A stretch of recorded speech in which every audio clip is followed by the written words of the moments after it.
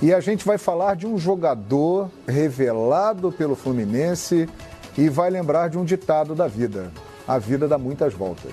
Vocês se lembram que há mais ou menos uns 5 meses nós trazíamos a informação aqui no expediente e debatíamos que o Flamengo tentou a contratação de Pedro, revelado pelo Fluminense, logo no início da gestão do Mário Bittencourt. Exatamente. O Flamengo ofereceu 12 milhões de euros por 70%, 75% dos direitos do Pedro.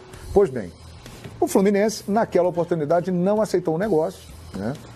E negociou a seguir o Pedro para a Fiorentina por 11 milhões de euros. Muito bem. Pedro chegou lá na metade do ano, ainda não conseguiu se firmar, o Grêmio mostrou interesse pelo jogador e o Flamengo também. E a informação que chega agora é a seguinte: o Flamengo avançou muito para ter o Pedro por empréstimo de 1 ano.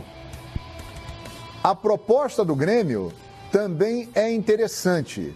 Mas o que se fala nos bastidores é que a vontade do jogador está pesando nessa situação. O Pedro tem um interesse de jogar no Flamengo e estar no Flamengo. Então a negociação caminha para que Pedro venha para o Flamengo por empréstimo de 1 ano.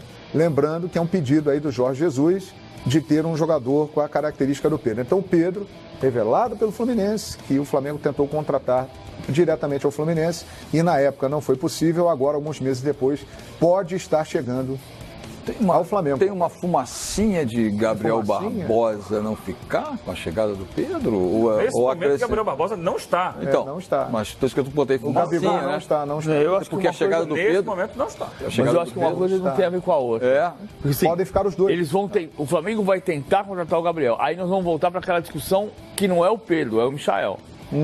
A discussão volta a ser o Michael. Sim. Porque se eu tenho o Gabriel e o Bruno Henrique, se tiver Gabriel e Bruno Henrique, se eu tenho o Pedro, que é o reserva do Gabriel, e aí eu tenho Michael, Vitinho, Pedro Rocha e De Arrascaeta, aí você começa a ter uma quantidade de jogadores trazer o Pedro. que não vão jogar.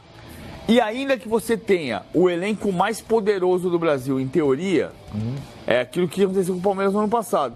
Você começa a ter uma necessidade de administrar as vaidades de quem não joga também. Especialmente num time que não vai ter rodízio. A gente sabe que o Palmeiras de 2018, que foi campeão com o Banguzinho, deu mais certo do que o Palmeiras de 2019, que muita gente ficava do lado de fora. Sim. Não é que tenha tido crises enormes, saindo na pancada e tudo mais. Não foi isso. Mas quando você tem 11 que jogam sempre, você tem 11 que não jogam nunca. Lembrando que o Flamengo terá Ou um calendário puxado no ano que vem, né? Inclusive com algumas competições agregadas. Verdade. Ali, Recopa Sul-Americana, Supercopa do Brasil, que é apenas um jogo, dia 16 de fevereiro, e o detalhe da Copa América. Entre junho e julho, o Brasileirão não vai parar e por 10 rodadas, jogadores convocados não participarão do Campeonato Brasileiro. Isso também é um ponto importante nessa observação.